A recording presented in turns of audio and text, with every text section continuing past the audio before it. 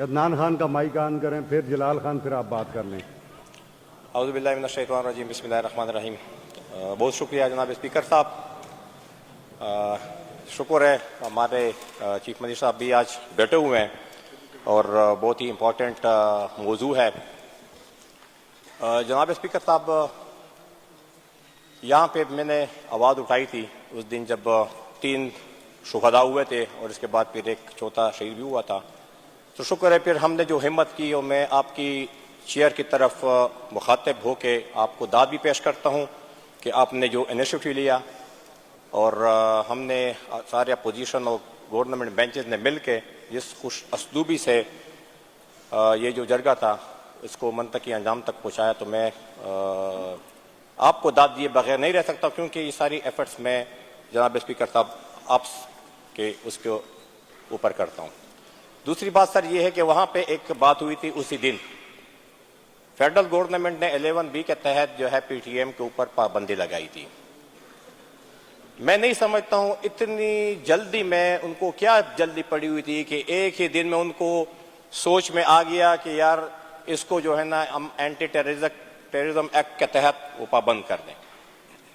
سر ایک طریقہ کار ہوتا ہے، آئین پاکستان ہے سر، قانون ہے، اسی کے مطابق ہم نے یہ ملک کو چلانا ہے، ہم نے آئین کے تحت حلف لیا ہوا ہے، اور ہمیں سمجھ نہیں آ رہی ہے کہ فیڈرل گورنمنٹ نے اتنی جلد بازی میں یہ فیصلہ کیوں لیا۔ اس جرگے کی اناؤنسمنٹ تو سر 3 مہینے پہلے ہوئی تھی، تو انہوں نے کوئی ان کو لیٹر بھیجا، کیونکہ ایک آپ اگر اینٹی ٹیررزم ایکٹ کو سر پڑھ لیں تو اس میں کچھ شکیں ایسی ہیں کہ اس میں آپ نے پہلے اس کو انتباہ کرنا ہے کہ آپ کے اوپر یہ الزامات ہیں، آپ لوگ یہ جو ہیں کام غلط کر رہے ہیں، اسٹیٹ کے خلاف کرنا ہے یا ہماری اس کے خلاف کرنا ہے، تو وہ ان کو پہلے الٹیمیٹم دیا جاتا ہے۔ انہوں نے جلد بازی میں رات کو پتہ ان کو کیا کہاں سے الہام آ گیا، اور انہوں نے جو ہے 11B کے تحت پی ٹی ایم کو جو ہے وہ کر دیا کہ ہم اس کو ختم۔ آپ نے بھی اس کے اوپر میرے ساتھ تھوڑی سی وہ کر دی کہ اس کے اوپر پابندی لگ گئی ہے۔ تو ایک تو یہ فیڈرل کا جو اقدام تھا یہ بالکل غیر آئینی، غیر جمہوری اور غیر منصفانہ تھا۔ دوسری بات، جو اینٹی ٹیررزم ایکٹ کے تحت جو پابندیاں لگتی ہیں سر، یہ اس معاہدے میں جو آیا ہوا ہے سیکشن، ہم آئین کی جو بات کرتے ہیں 245 کی، میں بار بار فلور آف دی ہاؤس کہہ رہا ہوں، ایک مرتبہ نہیں، 2 مرتبہ نہیں، 100 مرتبہ میں کہہ چکا ہوں کہ یہ سارا مسئلہ اس سے ہے، اور یہ 2019 کو سر آپ کی پی ٹی آئی گورنمنٹ نے اس کو سپریم کورٹ میں سٹے کیا ہوا ہے۔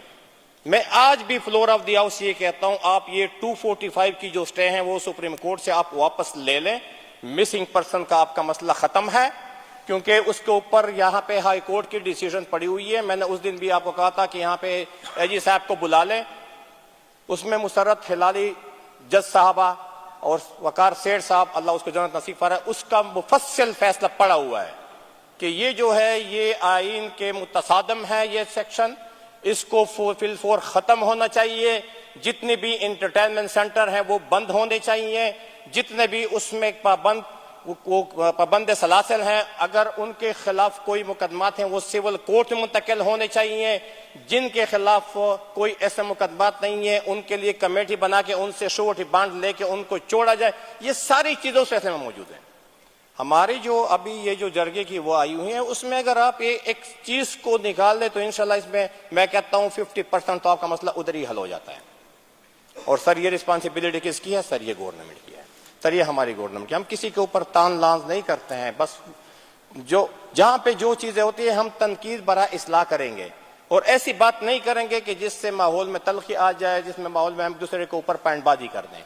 تو میں مشورے کے طور کے اوپر میں یہ سی ایم صاحب کے نالج میں لانا چاہتا ہوں کہ آپ کے لیے کافی چیزیں جو ہیں اس میں آسان ہو جائیں گی اگر آپ وہ سٹے وہاں سے سپریم کورٹ سے واپس لے لیں، کیونکہ پہلے جو 245 کیونکہ اس میں کا ذکر ہے، اس معاہدے میں جو 22 پوائنٹ جتنے ہیں اس میں اسی کا ذکر ہے۔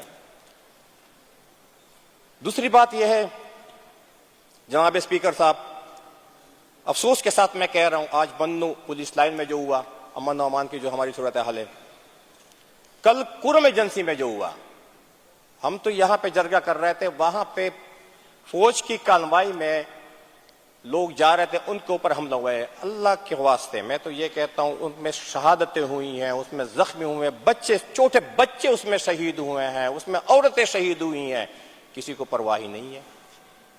صوبے میں کسی نے بیان ہی نہیں دیا ہے, حکومت میں کسی کو پتہ ہی نہیں ہے کہ وہاں پہ کیا ہوا ہے.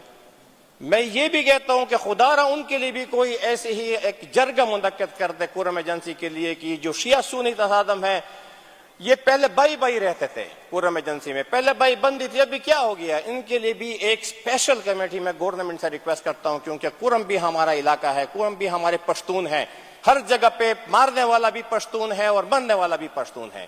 کب تک یہ ہمارا خون بہے گا؟ اس کے لیے بھی میں سر آپ کی چیئر سے یہ ریکویسٹ بار بار ہم کر رہے ہیں کہ ان کے لیے بھی سنجیدہ سوچ لے کے ایک جرگہ تشکیل دیا جائے کہ وہاں پہ یہ جو امن و امان کی صورتحال ہے وہ مکمل طور پر ختم ہو جائے. تیسری بات جو میں کہہ رہا ہوں اس میں یہ ہے کہ کل شکر الحمدللہ جو جرگہ تھا وہ اختتام پذیر ہوا, اس میں پوائنٹس آ گئے ہیں, انشاءاللہ اس کے اوپر آگے گفتگو ہوگی. لیکن افسوس کی بات یہ ہے کہ کل مجھے بنو سے, میں صرف بنو کی بات اس لیے کر رہا ہوں کہ مجھے وہاں سے انفارمیشن ملی کہ جتنے بھی ہمارے پی ٹی ایم کے جو کارکن ہیں ان کو شیڈول 4 میں ڈالا گیا ہے.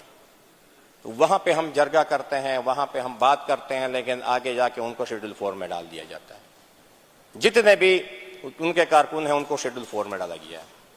یہ بھی میں آپ کی چیئر کی وساطت سے یہاں پہ پیش کر رہا ہوں, کیونکہ کچھ چیزیں ایسی ہوتی ہیں کہ وہ فلور آف دی ہاؤس کہنی چاہیے.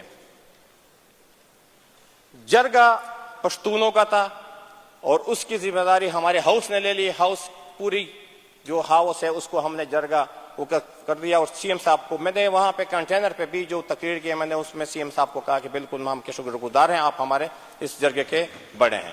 یہ نہیں ہے کہ ہم کسی کو اور پوائنٹ اسکورنگ کر رہے ہیں, لیکن سی ایم صاحب آپ کی نالج میں یہ لے رہے ہیں کہ اس طرح نہیں ہے کہ وہاں پہ ہم جرگہ کرتے ہیں, ان کے اعتماد کو ہم ٹھیس پہنچا رہے ہیں اور وہاں پہ شیڈول 4 آپ لگا لیتے ہیں اور لوگوں کو شیڈول 4 میں ڈال لیتے ہیں.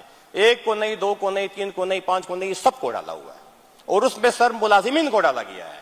یہ کل کی میں بات کر رہا ہوں, میں پرانی باتیں نہیں کر رہا ہوں, میں کل کی بات کر رہا ہوں. وہاں پہ اسکول ٹیچر بھی ہیں, ان کو بھی پی ٹی ایم کے ساتھ لنک کر کے ان کو شیڈول 4 میں ڈال دیا گیا ہے. میں نے تو پوچھا, میں نے کہا یار میرا نام بھی تو ڈال دینا, یہ کیا ہے, اس سے کیا بنتا ہے؟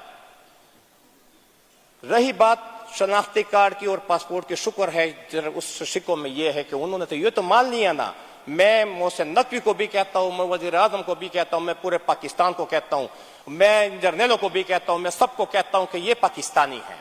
انہوں نے شک میں ڈال دیا کہ ہمارے بلاک شناختی کارڈ اور پاسپورٹ کو ان بلاک کیا جائے.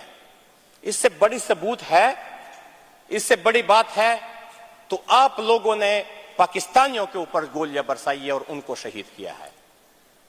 یہ جو باتیں ہو رہی تھی کہ وہ پتہ نہیں الگ اسٹیٹ بنا رہے ہیں, الگ باتیں ہو رہی ہے, یہ ہو رہا ہے, وہ ہو رہا ہے, وہ ساری باتیں جو ہے نا ایک جو یہ شک ہے اس سے جو ہے نا ان کے اوپر یہ جو ماتے کے اوپر کالا دبا لگ گیا ہے کہ یہ جو آپ لوگ کہہ رہے تھے, یہ فردی کہہ رہے تھے, یہ لوگ محب وطن ہیں, یہ پاکستانی ہیں اور یہ ظلم کے خلاف نکلے ہوئے, امن کے خاطر نکلے ہوئے ہیں. باتیں اور بھی ہیں لیکن اس باتوں میں نہیں جانا چاہتا ہوں. لیکن کچھ چیزیں میں نے یہ جو تنقید کی ہے, تنقید برائے اصلاح کی ہے تاکہ سی ایم صاحب کے نالج میں آ جائیں کہ کچھ چیزیں ایسی ہیں کہ اس سے ہمارے جو یہ مطالبات ہیں, ٹھیک ہے, اس میں کچھ ایسی باتیں بھی ہیں کیونکہ یہ نہیں ہے کہ 100% ہو جائیں, کچھ لے دے ہوگی, جرگہ ہوگا, بیچ میں باتیں ہوں گی, لیکن ایک پوائنٹ اگر آپ 245 سیکشن وہ نکال لے تو اس سے میں کہتا ہوں آپ کے 50% مسائل حل ہو جائیں گے. یہ چیک پوسٹوں والی باتیں کہ چیک پوسٹ ہونے چاہے 2 مہینے میں یہ بیرک خالی کر دیں, فوج کی ڈیوٹی کہاں پہ ہے؟ وہ تو آئین پاکستان ہے, اس میں لکھا ہوا ہے کہ آپ کی ڈیوٹی کہاں پہ ہے, آپ کی ڈیوٹی سرحدوں کے اوپر ہے. اور پھر سر یہ 245 جو ہے اس سے سارا مسئلہ بنا ہوا ہے. اس میں اگر آپ سر اس کو دیکھ لیں, یہ کنسٹیٹیوشن کی بک پڑھی ہوئی, اس کے اوپر لکھا ہوا ہے فارن ایگریشن یا وار کا اگر خطرہ ہے. ابھی پاکستان میں کسی فارن نے کوئی وہ ایگریشن کی ہوئی ہے یا یہاں پہ کوئی جنگ ہے کہ ہم action in aid of civil power فوج کو بلاتے ہیں؟ سر آپ یہ پڑھ لیں, اس میں کافی واضح لکھا ہوا ہے. تو پاکستان میں ایسی کوئی حالت ہے, کسی نے ہمارے انڈیا نے ہمارے اوپر حملہ کیا ہوا ہے یا کسی اور ملک نے ہمارے اوپر حملہ آور ہوئے ہیں, تو سر اس کا تک ہی نہیں بنتا ہے. تو خدا را میں یہ کہہ رہا ہوں کہ تھوڑا سنجیدگی سا مظاہرہ ہونا چاہیے ہم سب کی طرف سے.